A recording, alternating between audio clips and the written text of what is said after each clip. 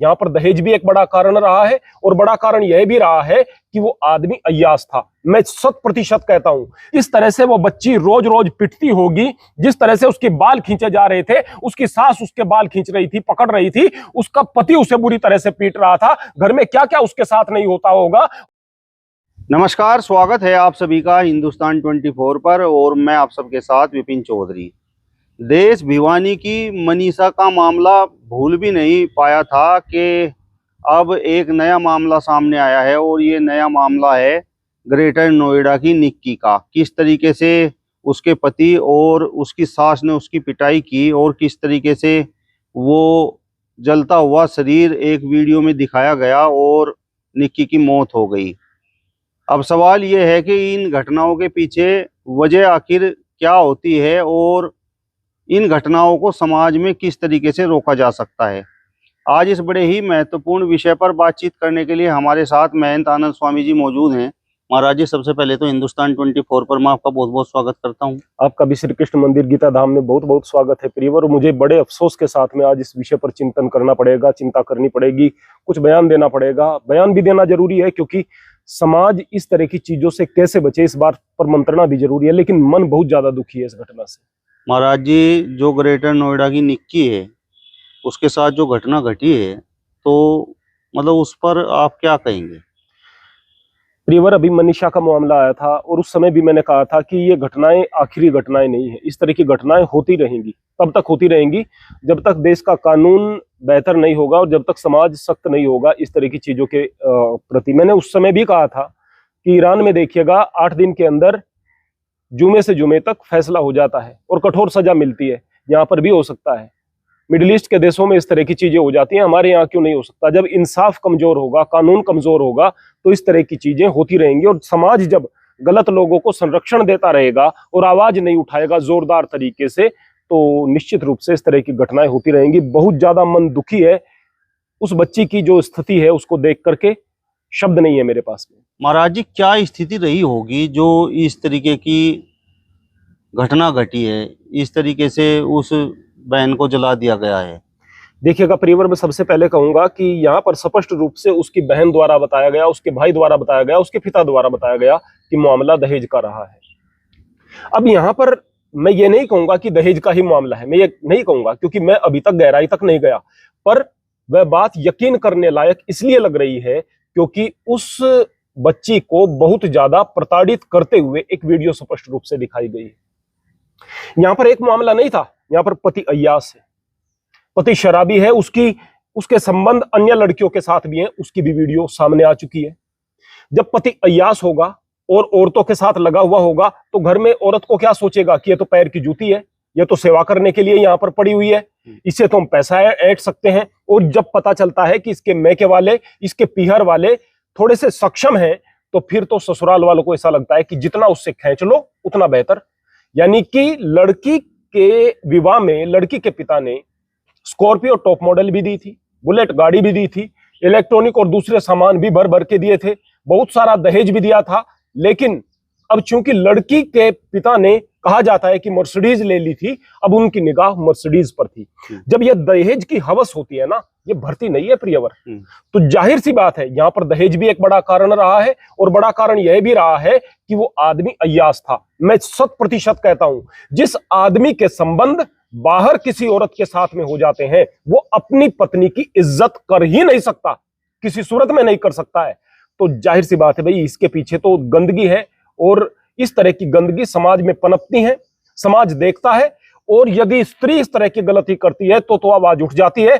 आदमी को जैसे लाइसेंस होता है इस तरह की गलतियां करने का, और वर्षों से हमारी माताएं, बहनें, बेटियां इस तरह से घुट घुट करके जीती आई हैं। ये एक स्थिति नहीं है, सामने आ गई है, पता नहीं कितनी सारी हमारी बेटियां दहेज की आग में इस तरह से स्वाह हो गई हैं। हाँ महाराज जी, मैंने देखा है कि लड़कों के साथ जो कुछ घटनाएं पिछले कुछ सालों में हुई हैं तो उस पर खुलकर लोग बोले हैं, लेकिन ये जो निक्की का मामला है तो इसमें कहीं ना कहीं मुझे कुछ लचीलापन दिखाई दे रहा है। इसका मुख्य कारण यह होता है प्रियवर कि यदि पुरुष समाज इस विषय में बोलेगा तो सबके घर में लड़कियां भी हैं, लड़के भी हैं। अब सभी अपने लड़कों के विवाह जब करते हैं तो उन्हें दहेज चाहिए। यानी कि यहां पर इस मामले में दहेज को एक मुख्य कारण माना जा रहा है। अब जो भी व्यक्ति बोलेंगे तो उनको तो दहेज का विरोध करना पड़ गया, और दहेज का विरोध करेंगे तो फिर दहेज लेंगे कैसे? जब हमारे अंदर विकृति है ना तो हम बोल ही नहीं सकते हैं, जब हमारे अंदर लालच है ना तो हम बोल ही नहीं सकते हैं। एक कारण यह भी है। दूसरा कारण यह भी है कि समाज में आज भी पुरुषों के प्रति सॉफ्ट कॉर्नर है, इस बात में कोई शक नहीं है। स्त्री अगर गलती करे तो दिखाई दे जाती है, और गलती कर रही है, इस बात में शक नहीं है, कर रही है, समाज विकृत हो रहा है, लेकिन वो दिखाई दे जाती हैं। और पुरुष सारा दिन गलती करते हैं, ये चीज दिखाई नहीं देती है। घरों में क्या क्या अत्याचार होते हैं दिखाई नहीं देती है। घर में पुरुष डोमिनेट तो करता ही है, इस बात में कोई शक नहीं है, पुरुष डोमिनेट करता है, पुरुष की बात माननी पड़ेगी, पति की बात माननी पड़ेगी। पति परमेश्वर है, अरे परमेश्वर केवल एक है, मालिक है हमारा, और कोई परमेश्वर नहीं है। पति पत्नी दोस्त की तरह से रहें, सम्मान करें एक दूसरे का, परमेश्वर तो परमेश्वर है, उसके अलावा और कोई नहीं है। ये जो बातें बैठा दी गई हैं दिमाग में, ये सारी की सारी दकियानुसी बातें हैं। हाँ, पति पत्नी का सम्मान करे और पत्नी पति का सम्मान करे, जरूरत से ज्यादा सम्मान करे, है ना, बहुत ज्यादा सम्मान करे। जाहिर सी बात है भाई, यदि हम किसी भी पक्ष की तरफ झुकाव रखेंगे तो इस तरह की चीजें होंगी, और मन में अगर हमारे दहेज का लालच होगा तो हम सच बोल ही नहीं पाएंगे, और गलत को गलत कह ही नहीं पाएंगे, और यही कारण हो रहा है, और कुछ नहीं। महाराज जी, इस आधुनिक युग में महिलाएं भी तो अपनी जो सभ्यता है, वो जो संस्कृति है, उसे छोड़ रही हैं। जी हाँ, इस बात में कोई शक नहीं है। हम सारा दिन इस बात का भी विरोध करते हैं। जो बच्चियां हैं वो नंगेपन की तरफ जा रही हैं, माँ बाप उनको स्किन टाइट जो है बिल्कुल स्लेक्स ला करके, लेगीज ला करके दे रहे हैं। रंगी तो अलग हो गया है ना, पूरी नंगी दिख रही हैं बच्चियां। अब वो ऊपर टॉप पहन रही हैं, वहां पर पेट वेट पूरा दिख रहा है, आगे से पीछे से बच्चियां दिख रही हैं। किस तरह से बाप और भाई देख पाते हैं उसको? तो ये जो बेहयाई है, ये गर्त में लेकर के जा रही है समाज को, और ये एक अलग विषय है, इस बात में कोई शक नहीं। और हम बार बार बोलते हैं इसमें, इसकी वजह से बहुत सारे क्राइम होते हैं। और फिर अगर कहीं मनीषा जैसा मामला आ जाता है, जहां पर उसने साड़ी का पल्लू, या किसी लड़की ने जो है दुपट्टा सर पर रखा हुआ है, पूरे कपड़े पहने हुए हैं, फिर ये फेमिनिस्ट लड़कियां, फिर ये स्त्रीवादी लड़कियां, फिर ये नारी सशक्तिकरण का ढोंग करने वाली लड़कियां, या इस तरह की बातें करने वाला यह लिबरल समाज कहने लगता है देखो इसके सर पर दुपट्टा भी था, देखो इसने पूरे कपड़े भी पहने हुए थे, हो गया ना बलात्कार। अरे भाई, हम कब कहते हैं कि उनका बलात्कार नहीं हो सकता जो कपड़े पहने हुए नहीं होती? लेकिन जो गंदगी है उसका प्रभाव पड़ता है, उसका प्रभाव पड़ता है, उससे समाज गंदा होता है, उससे मनोविकृति आती है, और जिनके मनोविकार हैं फिर वो लोग इस तरह के कार्य करेंगे ही करेंगे। तो हम गलत बात का विरोध करने की बजाय भी उस स्थान पर अपने विचारों को संरक्षण देने लगते हैं। तो जाहिर सी बात है भाई, गंदगी तो लड़कियों में भी आ रही है, इस बात में कोई शक नहीं है। लेकिन इसका एक पहलू यह भी है कि किसी के घर में अगर कोई बदचलन औरत आ जाती है, बहुत तेज है, बदचलन है, और ससुराल पक्ष को कुछ नहीं समझती है, हालत खराब करके रखती है, सास ससुर को कुछ नहीं समझती है, पति को कुछ नहीं समझती, ससुराल वालों को कुछ नहीं समझती, अगर कोई उसे कुछ कहता भी है, जरा सी बात कहता है, 112 नंबर पर कॉल करती है, वह पुलिस को बुला लेती है, हालत खराब अपने ससुराल वालों की करती है, तो जाहिर सी बात है इस तरह की औरतें भी हैं, वो रहने नहीं देती ससुराल वालों को, क्योंकि वो बदचलन है। और उन्हीं के घर में अगर सभ्य कोई औरत आ जाती तो सभ्य औरत को रहने नहीं देते। जो हमारी आज अच्छी बच्चियां हैं ना, उनको ससुराल वाले ही नहीं रहने देते। बेटी के साथ व्यवहार कुछ और बहू के साथ कुछ और, इस तरह का होता है। बहुओं को प्रताड़ित किया जाता है, बेटियों को गले लगा करके रखा जाता है, बेटियों की कुछ गलती, कितनी बड़ी गलती हो, माफ कर दी जाती है, और बहू कोई गलती ना भी करे तो गलतियां ढूंढ ढूंढ करके उसे प्रताड़ित किया जाता है, उसे बदनाम किया जाता है। ऐसा हो भी रहा है, कहीं दहेज के नाम पर अत्याचार, कहीं उसे नौकर समझ लिया जाता है, वो घुट घुट कर जीने के लिए मजबूर हो जाती है। अगर मैं इस बच्ची के विषय में बात करूं जो मरी है अभी बेचारी, उसकी बहन भी उसी घर में थी। अब उसकी बहन ने पहले भी वीडियो बनाई थी और बाद में भी वीडियो बनाई है, अब उसकी वीडियो 2 बार सामने आई। कुछ लोगों ने कहा कि भाई ये जो वीडियो है ये किस तरह से उसकी बहन खड़ी होकर के बना सकती है? मजबूरी है भाई, उसकी मजबूरी है। औरतों की मजबूरी को आप लोग नहीं समझ सकते। क्या कर सकती है बेचारी औरत घर में, क्या कर सकती है? अगर वो वीडियो भी ना बनाती तो फिर यही लोग कहते अरे झूठ मामला है, वो तो औरत ही बदचलन थी, उसने तो आत्महत्या कर ली। वीडियो है तो फिर कुछ चीजें कही तो जा सकती हैं। उस बेचारी के बस की जो बात थी वो उसने कर ली। वो तड़प रही है, उसकी बहन, वो रो रही है, वो अपनी बहन को इंसाफ दिलाने के लिए लड़ने का प्रयास कर रही है। जितना उसके बस की बात थी वो चीजें हो रही हैं। जाहिर सी बात है भाई, जब उसके बच्चे ने कह दिया, छोटे बच्चे ने जो 8 साल का है, उसने कह दिया कि मेरे पिता ने लाइटर से, सिगरेट वाले लाइटर से आग लगाई है मां को। उस बच्ची को आते हुए, सीढ़ियों से जलते हुए आते हुए देखा है। जब उसकी पिटाई हो रही थी, जानवर की तरह पिटाई हो रही थी, उस चीज को देखा है। उसको देखकर भी लोगों का दिल नहीं पसीज रहा। जब वहां पर रिपोर्टर्स जाते हैं ना उनके पड़ोसियों से पूछने के लिए, पूछते हैं कि इसके ससुराल वाले कैसे थे, बोले बड़े अच्छे आदमी थे। बोले कि ये जो घटना हो गई, बोले कि इसका पता नहीं कैसे हो गई। अरे भाई ये घटना उन्होंने कर दी, फिर भी अच्छे आदमी कैसे? वो अय्यास है फिर भी अच्छा है, वो और औरतों के साथ, दूसरी औरतों के साथ घूम रहा है तो भी अच्छा है, वो हर हाल में अच्छा है। कमाल की बात है। कोई बूढ़ा कह रहा है कि भाई वो तो बढ़िया आदमी थे, हमें नहीं पता, ये घटना हो गई, हमने वीडियो नहीं देखी, हमें नहीं पता। कई सारे लोगों से पूछा, सब कह रहे हैं हमें नहीं पता। इस बात में कोई शक नहीं। पड़ोसियों ने एफआईआर भी कराने में काम किया है, कराने का काम किया है, अच्छे लोग भी हैं। लेकिन बुरे लोग ये समाज में कैसे होते हैं? अगर इनकी बच्ची के साथ में कुछ ऐसा हो जाए तो फिर पता चलेगा इन्हें कि ये क्या हो रहा है। वास्तव में समाज में जब समाज के लोग सामने आकर के ये इस तरह की घटनाओं का विरोध करना शुरू कर देंगे ना, इस तरह के लोगों का विरोध करना शुरू कर देंगे ना, तो ये पाप होने, ये अत्याचार होने अपने आप बंद हो जाएंगे। और इसके अलावा कोई दूसरा तरीका नहीं है। महाराज जी, जहाँ पर निक्की की शादी हुई थी तो वो तो बड़ा संपन्न परिवार है, ये वीडियो में आपने भी देखा होगा। तो फिर ये दहेज की हवस क्यों है? जब परमात्मा ने उनको सब कुछ दिया है फिर भी लड़की पक्ष से मांग है और उनकी चीजों पर नजर है।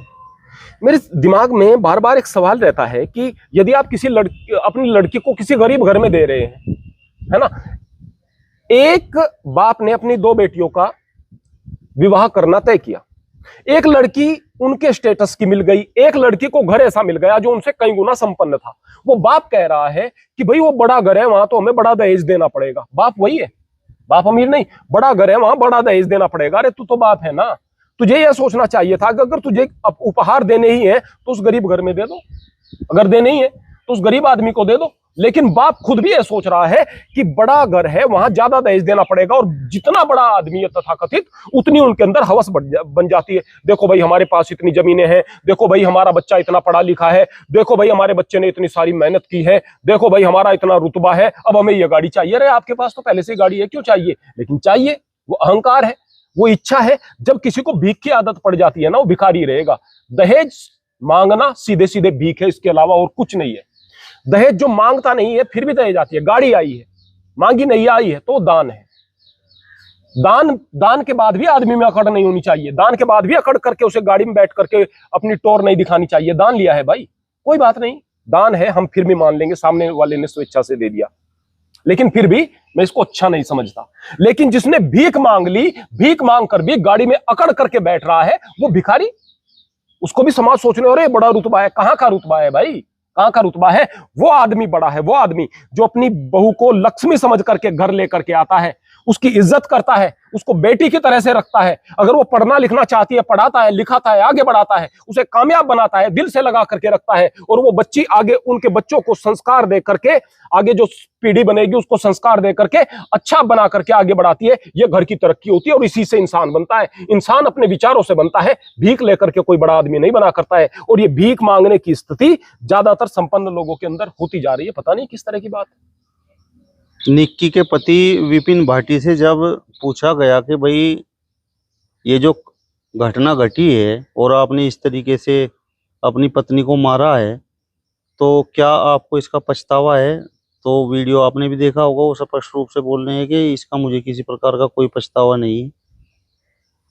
देखिएगा प्रियवर, एक आदमी, अच्छा आदमी वो है कि गलतियां तो उससे हो जाती हैं, लेकिन वो उस पर अफसोस करता है और दोबारा न करने का संकल्प लेता है, और वो भी छोटी मोटी गलतियां उस पर होती हैं। फिर उससे घटिया आदमी वो है जो बड़ी गलतियां करता है, लोगों के सामने मान लेता है लेकिन मन में पछतावा नहीं होता, और वो राक्षस है, वो नीच है, वो नीचता की सारी हदें पार कर चुका है, जो गलती नहीं जघन्य अपराध भी करता है और जघन्य अपराध के बाद भी कहता है मुझे कोई पछतावा नहीं। वो राक्षस है भाई।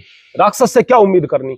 जो अपनी पत्नी को छोड़ करके इधर उधर अय्यासी कर रहा है, जो कि शराब आदि में पड़ा हुआ है, जो गंदी आदतों में पड़ा हुआ है, वो राक्षस है। और राक्षस से आप किस तरह की उम्मीद कर सकते हैं? जाहिर सी बात है कि उसके बयान का तो अब कोई मतलब नहीं रह जाता, अब तो उसकी सजा की बारी है। और अगर उसकी सजा में देरी होती है तो यह कानून की गलती है, यह हमारी सरकार की, यह व्यवस्था की, या न्यायपालिका की, किसी की भी कहें, वो गलती है। पुलिस अगर एक मुजरिम को पकड़ती है, उस पर हल्का सा भी आरोप है तो उसे तोड़ डालती है, मार डालती है, चलने लायक नहीं छोड़ती। यह राक्षस पकड़ा गया है और यह फिर भी अभी सही सलामत है। अभी आपकी बहादुरी कहां चली गई? मैं पुलिस से पूछता हूं, उसको इतना तोड़ा जाए, इतना पीटा जाए, बोले कि इसे नहीं मार सकते। मार सकते हैं आप, गरीब आदमी को कई बार देखा है। पैर में गोली मारी है उसके। जी जी, पैर में गोली मारी है। पैर में गोली इसलिए लगी है क्योंकि भाग रहा था। पैर में गोली इसलिए लगी है कि भाग रहा था।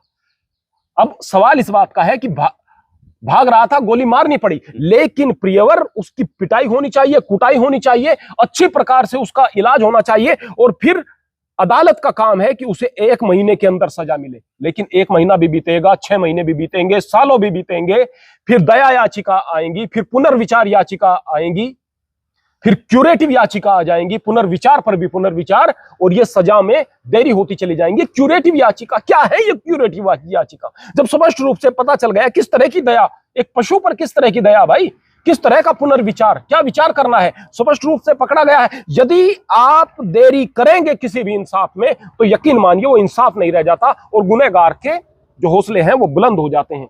कई बार तो बड़ा गुनाह करने के बाद भी आदमी बच निकलते हैं। लेकिन ये मामला मीडिया में आ गया है, ये दबेगा तो नहीं। लेकिन मैं फिर यही कहूंगा, न्यायपालिका से, सरकार से और समाज से इस तरह के लोगों को सजा देने का काम करो भाई, वरना इस तरह से अत्याचार होते चले जाएंगे। और इस दर्द को महसूस करो, किस तरह से वो बच्ची रोज रोज पिटती होगी, जिस तरह से उसके बाल खींचे जा रहे थे, उसकी सास उसके बाल खींच रही थी, पकड़ रही थी, उसका पति उसे बुरी तरह से पीट रहा था, घर में क्या क्या उसके साथ नहीं होता होगा, और आखिर में उसके ऊपर पेट्रोल वगैरह छिड़क करके, तेजाब भी उस पर बीच में डाला गया, यह बताया गया था, उसके ऊपर पेट्रोल इत्यादि छिड़क करके उसमें आग लगा दी जाती है। जब जलता हुआ इंसान चलता फिरता है ना, तड़पता है ना, उस वक्त उसकी स्थिति को वही समझता है क्या गुनाह है उसका, केवल वो लड़की है, केवल वो स्त्री है। इसलिए तो इस दर्द को समझो और इस तरह की स्थितियों के खिलाफ आवाज उठाने का काम करो भाई। अगर नहीं होगे, जागरूक नहीं होंगे, तो फिर अगला नंबर आपका भी है, आपकी बेटियों का भी है।